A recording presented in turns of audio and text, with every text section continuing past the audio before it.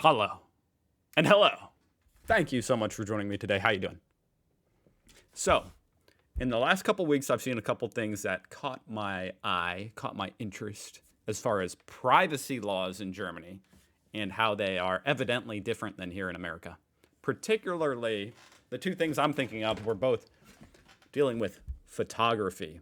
One of them was like an accident where people were taking photos and they were fined for taking photos of the accident. Like, I guess people that were victims. Yeah, that was interesting. And then the other one was just someone saying, oh, you can't take my photo of my face. That was yesterday. Like, that's against the law. You can't just take a picture of my face. Which you guys were explaining to me in the comments how that worked. And I just want to know more. It's an interesting subject to me. Very interesting. So I've been searching the Googles and the YouTubes for German privacy laws. I came across this video, Photography in Germany, What Tourists Need to Know. It's by Boss, who is indeed a boss. I've seen a couple of his videos. He's a legend. In fact, I'm subscribing. Go check out his channel, link down below. I also found this video, why there's almost no Google Street View in Germany. That sounds interesting, and I'm guessing that has to do with privacy. Today I'm gonna react to this one. I'll do this one like next week. Okay, photography in Germany. Let's do it. Hopefully this is dealing with laws. That's the difficult thing, you guys. Being a reactor, you know, it can be hard out here. Because I'm kind of just hoping he's touching on the subject of German laws. Because I haven't watched it yet. All right, let's. So, travel restrictions are slowly being lifted, and as long as the new variants don't throw a spanner in the works, oh my gosh, this is giving me flashbacks. No. Things are returning to normal. And that means that some of you may even now be planning your trip to Germany. Personally, I still recommend caution. There is still lots of time for something unexpected to force Germany back into lockdown. Man, I remember these days. But honestly, it feels like yesterday. Somehow it feels like it's been going on for decades, but it also feels like it was just yesterday that, you know, we found out about it all. Anyway. Perhaps now is a good time for a few tips. And in this video, I'm going to be talking about taking photos and videos without breaking any laws or annoying lots of people. Because with modern technology and social media, we are now taking more photographs every 2 minutes than were taken in the whole of the 20th century. That's a fun fact. That is a fun fact. I'm wondering if that's including video, you know what I mean? Because most video is shot at 30 or 60 frames per second. If we're counting each one of those as a photo, every frame, then yeah, I could see that is obviously true. If we're talking about just like photos on the phones, I'm sure that also makes sense. Everybody has a freaking camera in their pocket now. Wild. First, a piece of advice. Now, I sometimes make travelogues, but filming them is not fun. I experience most places through the lens of a camera. I earn some money doing that, which makes it a job. If you're traveling for pleasure, you might want to put your camera or your phone away. I agree. You know, when I'm always confused when I'm at like a concert or something, and there's just, you see the people in front of you they're just holding their phone up. They watch the whole concert through the screen of their own phone. You know what I mean? They could have been on the toilet at home watching the concert on their phone. And just put the phone away. I agree. Most of the time. Actually experience the place and take only enough photos and videos to remind you of a great trip. Trust me, you'll get more out of it that way. Privacy is a serious issue in Germany. Privacy. I like how the British pronounce that. A lot of people think that it is straight up illegal if you so much as point a camera in their direction, but that's not actually quite true. So here is the rule of thumb. If you deliberately focus on specific people, you must get their permission before you publish the photo anywhere, including online. Wow. These laws, I'm not saying that they're not you know, that's an interesting laws, and I could see how the people are in favor of that. It's obvious, you know what I mean? From an intuitive standpoint, it's like, yeah, okay. You shouldn't just be able to necessarily take a photo of me and creep on me without my permission. But I'm thinking, how do you enforce that? That's interesting. And also, he said publish. So that implies you're allowed to take the photo. You just can't publish it. So that means in the act, I could be taking pictures of you, and you're like, hey, I'm calling the police. And I'm like, I'm not going to publish them. What are you going to do about it? I'm just going to look at them by myself at home. That's even creepier. Here in America, the rule of thumb is certainly more easy to enforce. It's just if you're in a public place, you have no expectation of privacy. Anybody can take your picture. It is that simple. So definitely don't go around here. You know, if someone could be pointing their camera straight at you. Yeah, I mean, you could be like, hey, stop filming me. Of course, you can say that, but they don't have to. It's definitely an interesting thing. Also, the line, it's a blurry line, huh? Hey, you're focusing on me. No, I'm not. No, I'm not. I'm taking a picture of the tree behind you. I just have it, you know, I have it on infinite focus. Everything's in focus. But I'm not taking a picture of you. You just happen to be right there.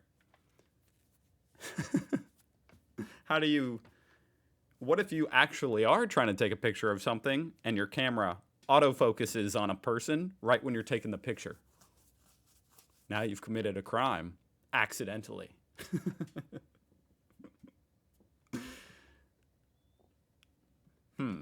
However, if you're photographing something else and somebody just happens to walk... I mean, I guess that's where discretion comes into play. Of course.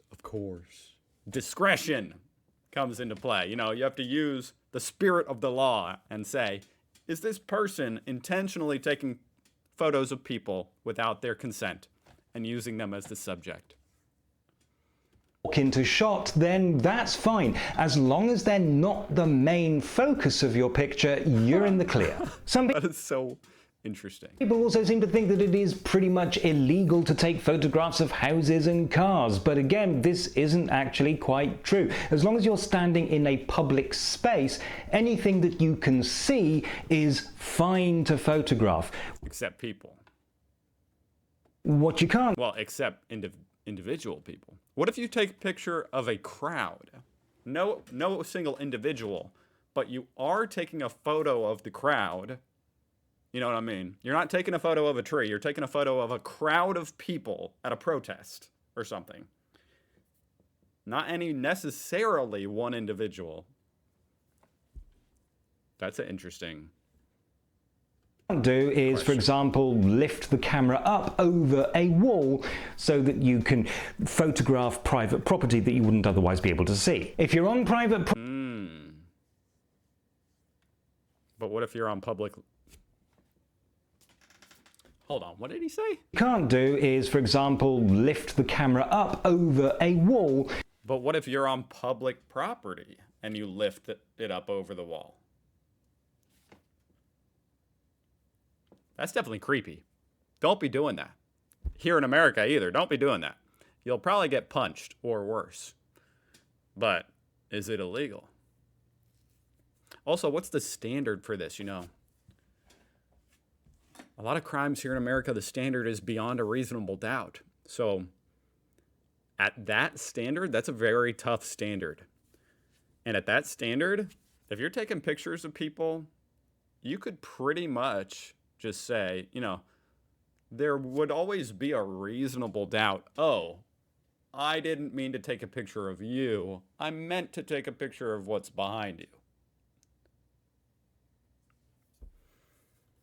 So that you can photograph private property that you wouldn't otherwise be able to see. If you're on private property, you need the owner's permission to film or take photos there. And it doesn't even need to be fenced off or have signs saying private property. If it is clearly separated from the public street, even if it's just a railing at ankle height, consider it private.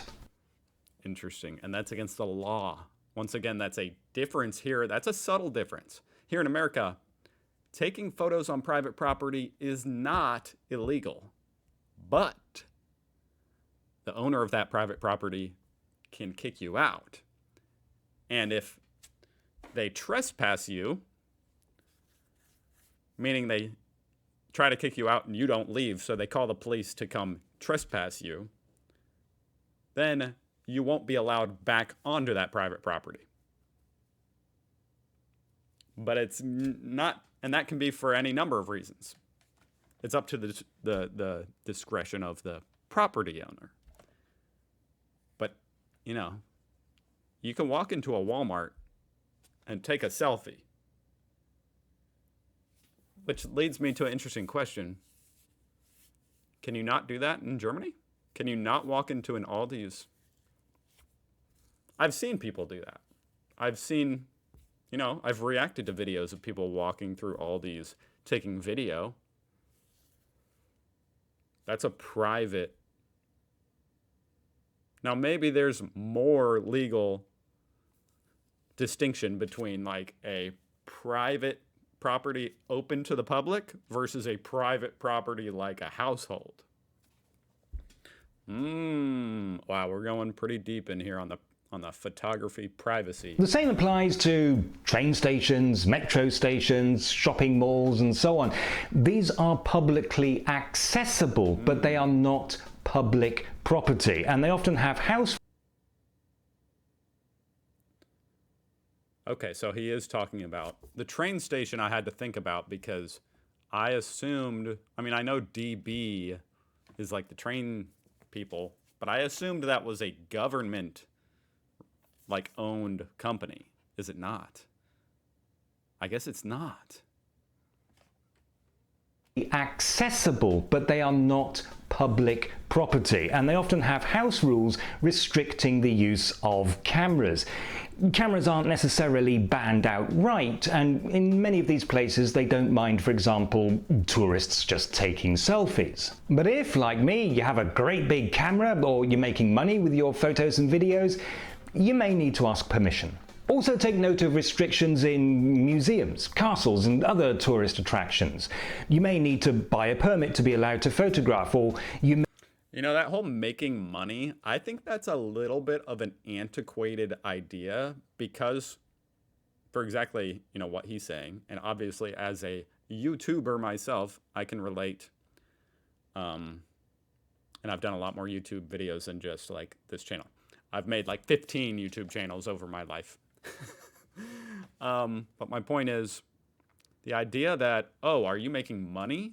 You know what I mean? That's a little bit antiquated. It's like, yeah, but I'm not a Hollywood studio. It's just me uploading it to YouTube. Like, I might make $5. So now I need to get a permit because, oh, you're making money. That's kind of an aside, but... may not be allowed to use a flash. The more popular a place is, the more restrictions there will be. Don't fly drones unless you really know the laws, which are very restrictive.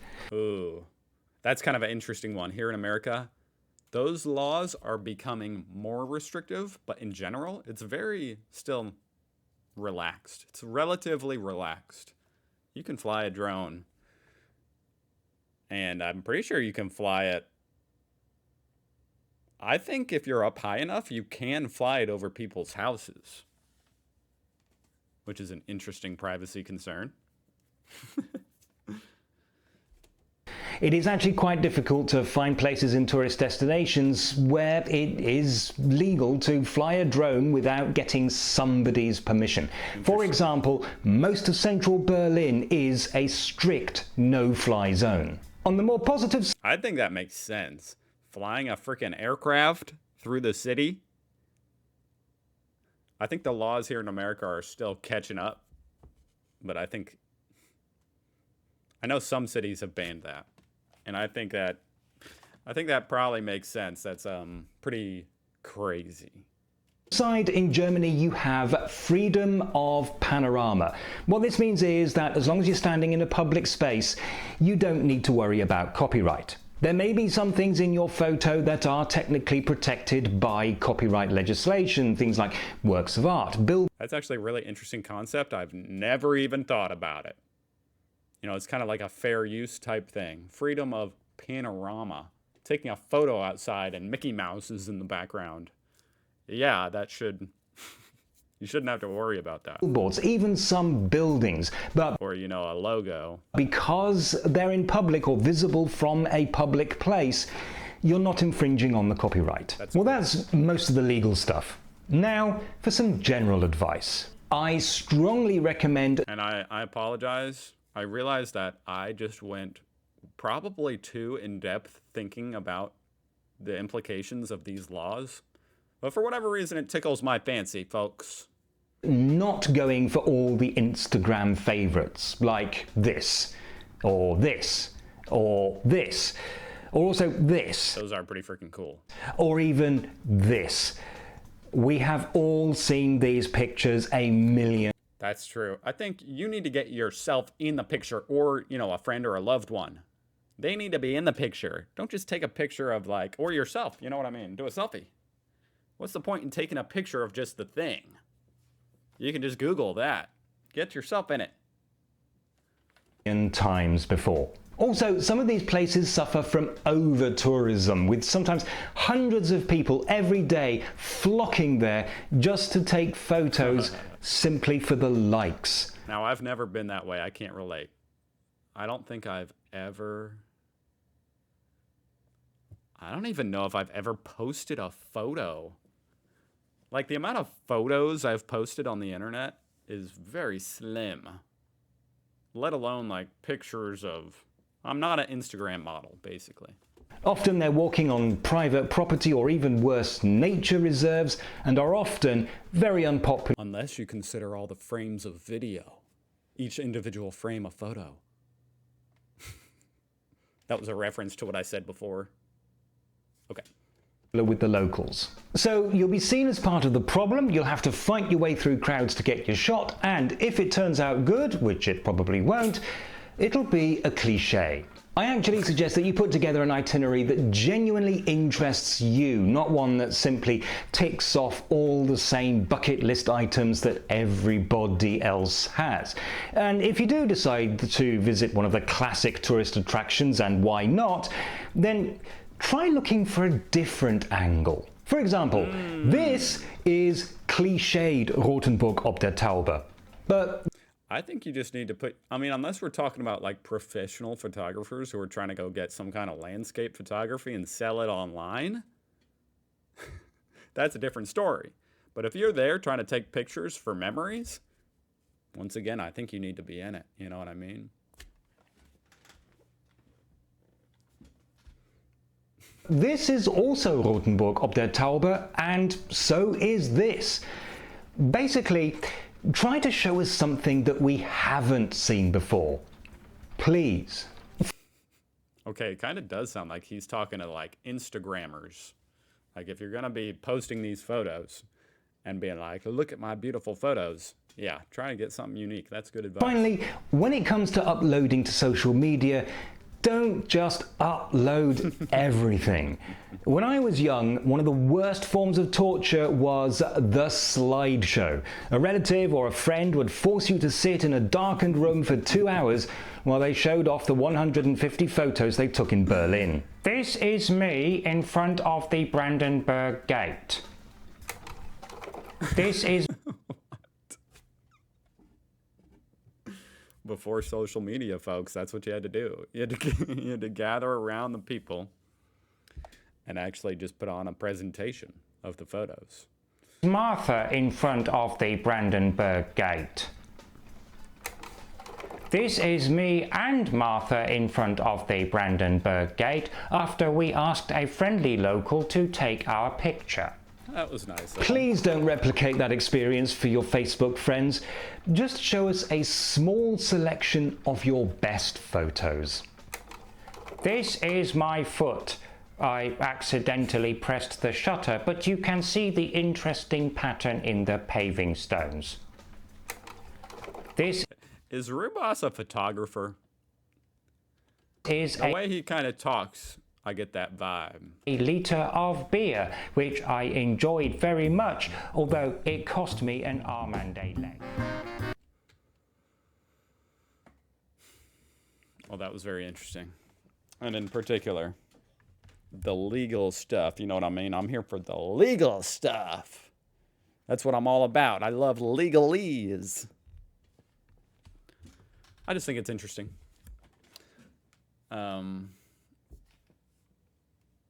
I think I said more than I needed to. Thank you for watching. I'll see you guys tomorrow. Goodbye.